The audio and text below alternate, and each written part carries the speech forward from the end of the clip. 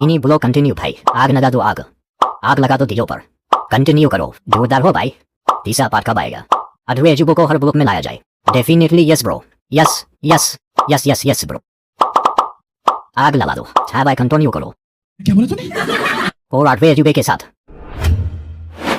अस्सलामुअलैकुम दोस्तों, उम्मीद करते हैं कि आप सब खैरियत से होंगे। सभी दोस्तों ने मिलकर प्लान बनाया कि कल माही होटल जाते हैं खाना खाने के लिए, और कल जुमा है तो जुमा की नमाज अदा करके शाम को थोड़ा सा घूमने निकल पड़े। फिर रात को तैयार होकर गाड़ी का इंतजार करने लगे। आधे घंटे के इंतजार के बाद फाइनली गाड़ी आ गई। फिर निकल पड़े और पहुंच गए होटल माही। ये है होटल माही। होटल फुल थी तो बाहर इंतजार करने लगे। बाहर खड़े होकर सभी गप्पे सप्पे मारने लगे, खास करके ये 8वां अजूबा। थोड़ी देर इंतजार के बाद हमें जगह मिल गई। होटल के अंदर का नजारा कुछ इस तरह का है। बाहर से ये छोटे छोटे पिंडाल और लाइट तो अच्छी लग रही है। एक बार अंदर जाके देखते हैं। अंदर से पिंडाल का नजारा कुछ इस तरह का है। टेबल के ऊपर दस्तरखान को बिछाकर तैयार किया हुआ है, और हमने ऑर्डर दिया है रान थाल का। रान थाल का ऑर्डर देके इंतजार करने लगे। सभी इतने भूखे हो गए थे कि प्याज को भी नहीं छोड़ा। प्याज के ऊपर नींबू डालकर गपागप खाने लगे। सभी रसोई में ही घुस गए। वहां जाकर देखा तो अपनी थाल का काम चालू था, तो वापस आ गए। इतने इंतजार के बाद फाइनली हमारी थाल तैयार होके आ गई। सभी इसी का इंतजार कर रहे थे। सभी के चेहरे के ऊपर खुशी तो देखो, खास करके 8वें अजूबे की। और थाल का नजारा कुछ इस तरह का है। यह है चिकन क्रिस्पी।